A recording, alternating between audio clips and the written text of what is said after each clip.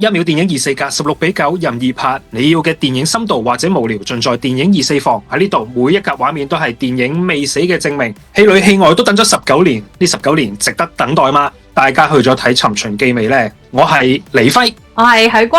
如果想了解我哋點樣用創作人嘅視角去解構唔同嘅電影，歡迎 subscribe 訂閱我哋嘅 channel。咁嚟緊我哋可以同你一齊探索唔同媒體創作嘅無限可能性啦。OK， 首先咧我哋講聲咧新年快樂先啦。雖然都過到12號啦，咁啊因為話都非常之遙遠啊，我哋都隔咗好耐冇，我哋需唔需要交代一下我哋發生緊啲咩事呢？都係不外乎轉咗工作崗位啦。固定得滯啊，變咗冇好似以前咁樣得閒就可以揾套戲嚟睇下咁樣咯。咁你呢？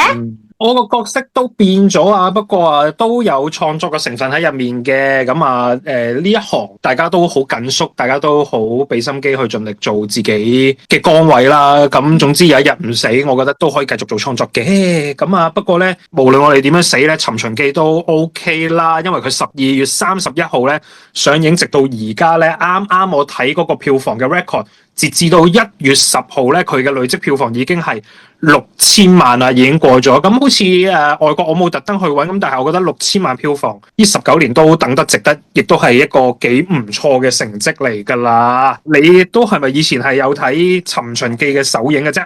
我係睇第一版，即真係同屋企人電視撈飯嘅時代嘅時候睇嘅。咁嗰陣時已經覺得哇十分之有趣。首先個題材嗰陣時嚟講，應該都真係第一套關於穿越得嚟，亦都將歷史人物玩得咁癲。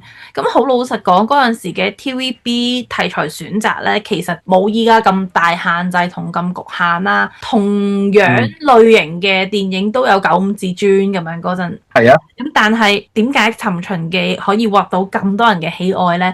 我覺得 TVB 以前啲劇都好慣係拉到好長嘅。咁呢個都係一個40集嘅長劇集，咁古天樂即係當然由頭帶到尾啦，咁但係佢嘅演繹咧係令到一個現代人誤闖古代嘅呢種 contradict 咧係玩到好淋漓盡致嘅。我有去喺朋友屋企咧做一個古天樂電影咧回顧咧，我哋睇咗幾套佢嘅電影啦，即係回想翻呢一套19年前咧，佢啱啱係喺無線即係已經做咗好多套噶啦，即係《神鵰俠侶》、《美眉天王》之後咧。咁呢一套佢擔正，但係亦都係佢個年紀最當打，亦都係最有型嗰個年代。其實我好記得嗰陣咧，就係話林峰咧，即係又係黑黑實實咁樣咧，即係有少少雙影成趣，即係其實都製造咗個話題喺度。咁當然我自己好記得就係，即係成套嘢佢係好裝諧並重嘅。有時我哋穿越嗰個劇集咧，即係帶一個人去到古代咧，好容易就會拿捏唔到個輕重。但係好記得嗰陣咧，佢歷史講得嚟，亦都係有現代人嗰個視點，咁我覺得係幾特別咯。講翻我哋呢個，哇！我哋原本 suppose 應該係喺幾年前就要睇到嘅《尋秦記》電影，今日19年啦，你覺得點啊？你有冇整體嘅感覺啊？老實講，我睇完係失望嘅。但係咧，我身邊嗰位咧就豎晒2隻手指公嘅。我哋啱啱個開場白喺度懷緬過，佢都已經講咗咁耐啦。咁無可否認就係《尋秦記》的確係好代表我哋80、90後嘅一個美好嘅回憶。我要強調係美好回憶係首先，我諗大家如果有睇阿古生其他嘅專訪，都有話佢其中一個帶俾大家咁有共鳴嘅原因係我哋其中一個懷緬嘅原因就係以前。真係會大家一齊坐定定食住飯，一家人圍埋喺電視機度等直播嘅。即係唔似得依家有手機有串流，或者好多平台電視台都會擺翻上網上重溫。以前冇呢啲嘢嘅時候，你會真係好珍惜嗰個 moment 嗰1個鐘，你會真係9點半之前就想衝翻屋企，你唔想 miss 任何1分鐘。即係就算你急尿都可能要等到買廣告你先敢行開。即係其實佢其中一種回憶係我哋80、90後嚟講係對於嗰個年代嘅一種懷緬咯。又或者咁講啦，我覺得呢一個嘅懷緬其實更加可能係對電視影業，甚至我哋講得直白啲，其實會唔會係就係對 TVB 飲 TVB 奶大嘅一種懷緬咧？即係嗰個轉型，頭先你都講得好清楚，我哋由以往40集慢慢演化成為去到今日，我哋可能20集可能已經係可能台慶劇，可能已經係一個好大製作，或者係成個嘅嗰個製作嘅規模，亦都係唔同咗。我哋今日變到咁碎片化，我哋唔需要再擺咁多投資嘅心力落去。你對上一套你聽過講古裝劇係幾時啊？反而唔知點解而家咧講古裝劇咧，可能你心入面係有個門檻要去進入咯。但係你講《尋秦記》就唔需要咯，即係你知道係靚仔靚女好大派頭，就會入場睇咯。咁所以我身邊嗰位豎起兩個手指公咧，我好相信係因為佢覺得係 fulfill 翻佢對呢堆角色嘅等待，同埋有啲好似見翻老朋友。然後姑勿論你個故事講緊啲乜，你包翻一個完美完好嘅結局俾咁多位角色，即係覺得20幾年後大家都仲安好，然後佢就有啲老還安慰嘅感覺。我諗其實好大部分嘅觀眾都係呢種情緒，但係我衰，即係真係職業病上身，我就真係頂籠，就算加埋呢啲情懷入面，我最多俾合格，真係好以氣論氣 wise 咁樣。合格，啱啱合格。OK，合格。點解會有咁樣嘅睇法咧？首先我會覺得佢嗰個劇其實本身個 ending 都 end 得好好，我諗個個觀眾都佢正式上演之前都有去翻睇嘅熱潮㗎啦，咁所以我諗都唔使再 recall 個 ending 係點樣樣。咁但係咧，我會覺得作為一個完整劇集嘅後續版，其實點解唔可以包翻呢一堆人呢19年期間，或者喺電影入面嚟講呢24年期間發生過嘅事咧？例如倩柔係點樣 build up 呢一個城寨？項少龍有咗個仔之後，點樣慢慢培養佢成才？然後個仔知道爸爸其實係一個未來人，然後點樣去適應呢種身份？其實都好多嘢可以得入嘅喎，即係個感覺有啲似混血兒啊嘛。其實佢個仔。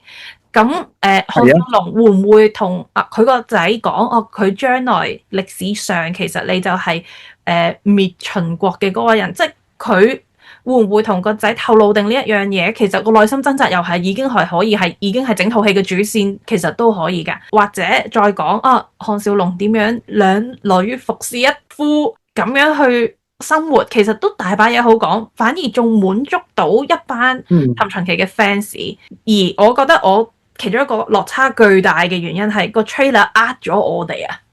個 trailer 其實係完全冇提及過有新角色嘅加入。呢一套嘢其實佢真正個出發點，因為古山呢一套其實係都可以話係當初2014年天下一好開初佢自己一個好重點嘅一個項目。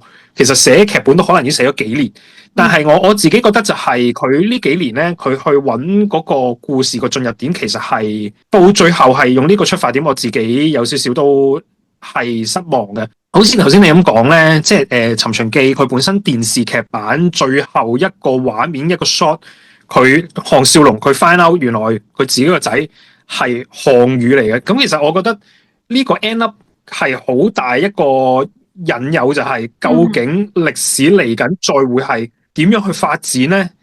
咁你就會係好多遐想噶嘛。係穿越劇，即係其實歷史能唔能夠改變係一樣我哋好值得討論，而係我會睇到你個人嗰個成個創作嘅哲學係點噶嘛。咁而家就係有少少成套電影，我覺得就係情懷係好滿分，但係嗰個成個背後創作個哲學未去到咁清晰咯。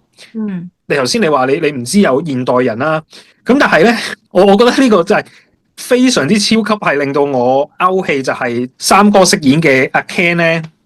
阿 Ken 同佢個女個角色咧，係一出場係好令到我係幾騰雲駕霧嘅，即刻我究竟係邊個？我究竟發生嘅咩事？點解我會喺呢個地方啊？好多位置咧係一輪到阿 Ken 佢開始同佢個女講嘢咧，你會 feel 到佢個人物係超級唔清楚嘅。即係由佢第一場入到去個時光機之前，同阿智叔 IQ 博士去講嘢，佢講咗一個立場，穿越咗之後咧，佢同班軍隊咧講第二個立場，同佢個女講第三個立場，然後同項少龍講第四個，同秦始皇講第五個，然後去到最尾咁其實佢要贖罪，咁其實佢成個角色真正佢要做緊嘅嘢係啲乜嘢？呢一個角色原本我覺得佢個進入點係可以好好嘅，即係因為你中間有幾場我覺得係做得好好咧，係你項少龍以為自己已經係當代喺秦國最先進嘅人，原來都唔係㗎喎，你又真係有新嘅嘢諗到喎，咁所以你好奇怪，尤其是中間咧樹林來來往往嗰幾場咧，係唔係好知睇緊乜嘢㗎？我基本上覺得佢一加新角色嘅話，成套戲已經係 fail 咗一半咯，因為本身個故事已經 fail 咗一半咁犀利。係啊，佢本身個故事即係本身劇集上其實個伏線又鋪得咁好，每一個角色已經用咗40集去建立到咁立體。你40集即係40小時，你點樣去用2小時再令一個觀眾重新投入一個新角色而 merge 得到入呢一堆人物入面，而件事係成立，本身嘅難度已經係極高。咁不如就順應住劇集嘅發展落去。嗱，我反而調翻轉嘅，就係佢做到咁立體咧，其實就係我要信任觀眾，我係睇咗40集，即係大部分人入場睇都其實係睇咗《尋秦記》嘅首播或者重播。咁我覺得你信觀眾，其實佢哋係記得呢啲角色係個情懷點喺邊度，然後個新角色你盡量着墨做好啲個新角色，將佢個立體性，即係譬如話我好簡單就係，如果呢個新角色係一個點樣嘅人，佢 find out 原來翻嚟歷史呢一個點，佢原來發現咗秦始皇原來係項少龍一個培養出嚟嘅人，係假嘅秦王。佢會點樣諗？佢會做啲乜嘢？佢可以由正變做邪，或者係由邪變做正。咁個立體性係可以存在噶嘛？亦都係即係回應翻我頭先講嗰樣嘢，就係黃易佢一開始寫呢一樣嘢，項少龍somehow係代表住一個香港人嘅角色，喺一個七國咁亂嘅社會入面，其實香港人嗰種好精靈、好精明眼、好識喺罅隙中生存嗰種人嘅性格，一個19年之後能夠代表到香港人嘅角色嘅性格，重新進入呢個歷史。其實你單諗呢樣嘢，其實已經係可以好多幻想咯。但係嗱，我覺得就算唔講呢樣嘢咧，我講一個角色咧，做阿項羽、阿朱鑑賢咧，我覺得係有幾個新角色，即係唔單止係朱鑑賢啦，其實有幾個咧都係好，我覺得係好浪費咗新角色嘅存在咯。嗱，我唔係好穩定張繼聰嗰個角色其實係啲咩嚟嘅？咁佢有一下係嗌咗師傅，咁我就 so call 當佢係師傅，即係佢係徒弟先啦。仲有阿 Fish 都喺度噶嘛？係咪啊？係啊。我冇記錯同睇錯啊嘛。阿 Fish 都喺度噶嘛？但係就情懷電影，其實我有時好驚情懷電影咧，就係項少龍係有批 fans 嘅，秦始皇有批 fans， 跟住咧項少龍同秦始皇呢對 CP 咧，亦都有一批 fans。呢對 CP 之後咧，兩個老婆有各有一批 fans， 所以我要將90分鐘嘅 duration 咧，平均分俾頭先我講到咁多人。如果唔係咧，我就唔能夠滿足咁多入場嘅觀眾。其實呢個係一個好大忌嚟噶嘛，你又再喺呢個 on top 上面再加，咁變咗你其實你每個劇情其實係好難去推進落去咯。每個人都不停喺度講舊時我同你點，前嗰幾集我同你點，之前你喺度我同你點樣，然後就進度條不足啦，我喺度咧就講兩句推進劇情啦，係時候拱你出去打，或者係我騎劫你翻嚟，呢個係好大忌咯。我自己覺得喺創作上，我覺得其實最睇得唔舒服個位係佢哋真係揀人物揀錯咗咯。即係其實佢哋由劇本嗰下，我唔知佢哋急於開拍，李生冇睇過原著小說啦，可能原著小說其實真係有阿 Ken 呢個角色，但係一個2025嘅現代人翻咗去嗰個古代，其實會令到主角項少龍個獨特性薄弱咗好多咯。因為其中一幕，譬如阿基利都有笑翻佢，你都好似大鄉里啦，你已經唔知道今時今日嘅科技乜嘢啦。本身尋秦記分離嘅地方就係現代同古代人嘅 contrast 嘅衝突啊嘛。咁依家再嚟多一批更新嘅時候，咁阿項少龍夾咗喺中間，其實已經削弱咗好多喎。圍繞翻成個故事嘅主線，就係阿項少龍同林峰師徒之間嘅矛盾啊嘛。點樣20年後繼續去延續或者去化解啊嘛。佢自己個 trailer 或者啲 poster 本身都係咁樣 sell 嘅。咁即係佢哋都知本身一批咁嘅現代人入嚟係錯噶啦。其實冇呢批現代人，項少龍同埋秦始皇仍然係可以繼續發展落去個故事。所以我就係好唔明點解佢哋有咁嘅選擇咯。嗱，我反而覺得我有保留呢一個嘅，即係我覺得再有一批新嘅現代人係唔得嘅。我覺得喺創作上相對方便啦，即係你有個新嘅衝擊係容易啦。即係我假設佢諗咗好耐喺舊有嘅故事上未必咁快能夠揾到切入點去推進，再揾一個新嘅現代嘅視點去。但係我覺得做得最唔好就好似我頭先咁講，係你個反派嗰個腦袋思考唔係好清晰咯。呢一樣嘢係我覺得係呢幾年咧香港去寫反派角色咧，唔知點解都係相對地薄弱嘅，即係行動個動機好薄弱啦，行動個邏輯好薄弱啦。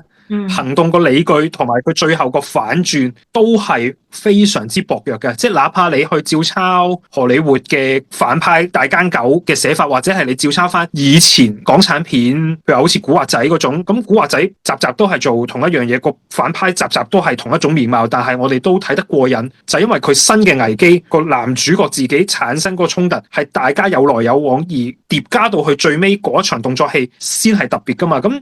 而我覺得我明白點解你會咁諗，就係因為佢每樣嘢喺每一場佢疊加嘅時候，其實係冇乜力。佢雖然唔係誤會，佢哋係有衝突，但係非常之容易能夠解決到，亦都係冇特別嘅兩樣嘢嘅衝突喺入面。佢有殺秦始皇嘅，但係唔知點解你又覺得好似成套嘢妹下咁，好似發生緊啲咩事？瞬間你會覺得反派嗰個魅力嗰個流逝會好快咯，我會覺得。咁呢個真係非常之咁令人扼腕啊！不過咧，即係又聽呢幾日嗰個報道咧，即係阿古山而家都係非常之落力去剪輯一個所謂。即係剪輯緊一個新嘅一個加長版啊嘛，唔知能唔能夠補足到咧？咁如果佢加入去嗰啲嘢係咁重要嘅話，其實咁點解唔一開始堅持放喺入面咧？即係以古山佢呢套嘢個叫座能力，佢擺啲乜嘢落去啊？即係佢擺幾多分鐘嘅嘢落去都啲院線都一定要接受噶。咁你對於佢嘅第二結局有冇啲咩睇法啊？你覺得中意邊個結局啊？你梗係第一個啦，兩個都唔係最好嘅啦，但係第二個實在有啲個動機有啲明顯咯，我自己覺得。我會覺得睇完咧第二個結局咧，我反而係嬲咯。其實第二個結局好玩好多，即係你哇好玩咁多，即係你一開頭個正傳係你將個現代人帶翻去古代啊嘛。你將個古代人仲要係秦始皇帶翻去現代，即係好似外國嗰套戲將希特拉帶翻嚟現代 blow my 呢個秦始皇佢已經係殘暴噶啦嘛，但係見到原來喺幾千年之後我嘅人生係咁不值一提。我覺得如果再招落去咧，即係第二個結局對我嚟講可能係一個神作。咁但係調翻轉，我覺得點解第一個結局好嘅程度冇咁勁咧？係我覺得佢同電視版個結局只係一模一樣咯。係就係成班人追捕你。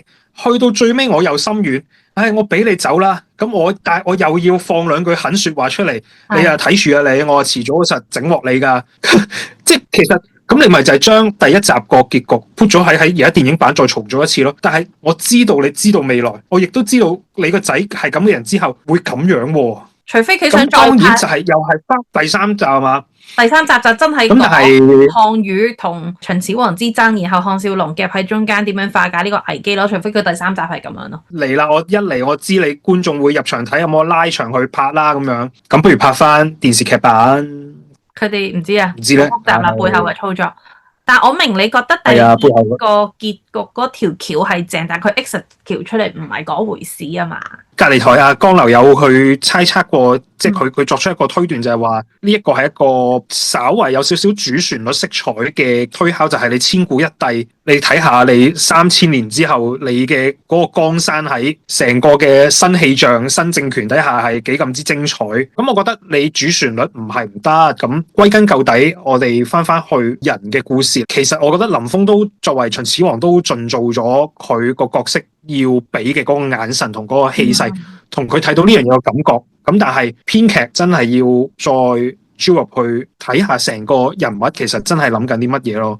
咁我覺得如果你真係試圖有第三集，我都唔會覺得呢一個係一個好嘅上集咯。假設我要拉到3部曲，咁其實阿 Ken 呢個角色都唔應該咁早去退場咯。即係一個千古一帝，一個現代嘅人，同埋一個再未來嚟嘅未來人，即係3種唔同勢力。其實我可以去探討嘅嘢，其實係可以好深㗎。係噶，即係不單止係歷史可唔可以改變，而係我可以改變成點呢？我係咪可以將我自己慾望主觀去改寫成我希望嘅歷史？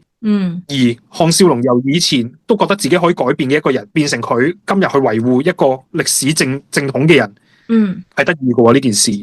係算啦，我覺得喺嗰個回憶嘅 moment 入面，我覺得全部嘢就值回票價咯。你等咗19年，你能夠再重新一次喺戲院入面見到廖啟智先生有遺作，咁其實又係呢樣嘢又幾得意喎，同埋係感人嘅喎。即係你喺嗰個記憶入面，佢原來仲係一個咁後生、一個咁有精力充沛嘅人，而每一個喺畫面入面嘅人都係咁美好，嗰樣嘢係感人咯。我覺得好似喺我哋呢個電影24房開台咗咁耐啦，即係都新年新氣象啦，我哋都回歸翻咗最舊嘅問題就係，咁究竟港產片嚟緊創作嗰個路向同佢哋嗰個動力喺邊度先？即係我有少少覺得就係你唔可以成日話，我哋而家小品創作，而家唔係喎，古山佢大條水喉射落嚟，咁唔係應該更加各方面都會做得更加精進嘅咩？喂，我而家budget唔夠，我變咗做小本作品，我聽落咪好似藉口咯，因為我大水喉射落你嘅時候，我亦都唔見得你真係寫得準確喎。但係其實我覺得香港係好多好好嘅電影人咯，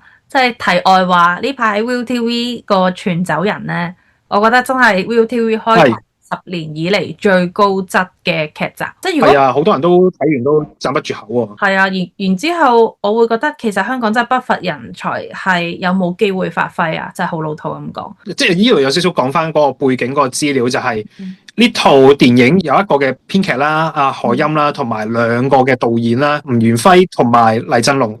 咁所以都好明白，就係佢同一時間其實都開好多飯，但係佢自己係咪都參與同放下？可能要再放下啲咯，即係要俾多啲創作嘅空間同自由。點解呢套嘢咁遲先上？就係中國大陸嘅電檢佢推出咗一個新嘅指引，就係唔准攞歷史人物做改編題材啊嘛，唔准去做呢一個專業嘅題材啊嘛，精準打死咗《尋秦記》上映嘅時間表咯。咁可能就係呢一樣嘢，即係我哋個創作嗰個動力原來係一開頭已經有個天花板喺度，咁變咗我哋創作嗰個空間本身未必咁大。而喺我哋喺入面再揾個空間，如果我哋想做一啲好商業化大堆頭嘅製作嘅時候，我哋要去思考點樣同內地做一個互動咯。係啊，就唔係我哋呢啲影評人要講噶啦。咁啊，上年啊咁多套劇啦，就呢一個嘅風林火山啦，又上咗啦，即係隔咗咁多年又上咗啦。依家咧即係《尋秦記》電影版都上埋啦。情懷嘅嘢都睇晒噶啦。咁我哋嚟緊可能看好今年香港電影有啲乜嘢全新 IP 嘅創作，可能第一套會係夜王。希望係金多寶喎。咁啊，唔知大家又會想睇到啲乜嘢類型嘅香港電影喺今年繼續發放光芒咧？咁總之嚟緊，我哋2026年希望《尋秦記》幫我哋開一個好頭。咁如果阿古山聽完我咁講咧，即係唔嫌棄你揾我做編劇。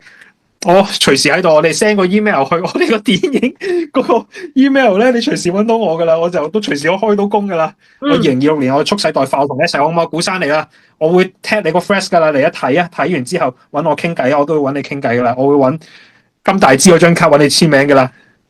好啦，有啲乜嘢就再留言俾我哋知啦。雖然我哋 update 得唔算好密，但係好多謝大家仲留意緊我哋嘅，咁所以我哋下條片唔好睇上一條片先，因為我想試緊一啲新嘢，電影治療室啊，我哋治療下個心靈啊，因為冇乜人睇，我哋而家硬踢佢啊，好唔好啊？ Podcast style 嘅一啲影評咯，係啦，大家都可以睇一睇。我哋希望嘗試以一個說書嘅形式，都去試下去解構下唔同嘅電影，淨係聽聲唔使睇畫面嘅。咁如果你喜歡或者唔喜歡，或者你有啲咩 comment 話俾我哋知啦。我哋下次見，拜拜。拜拜。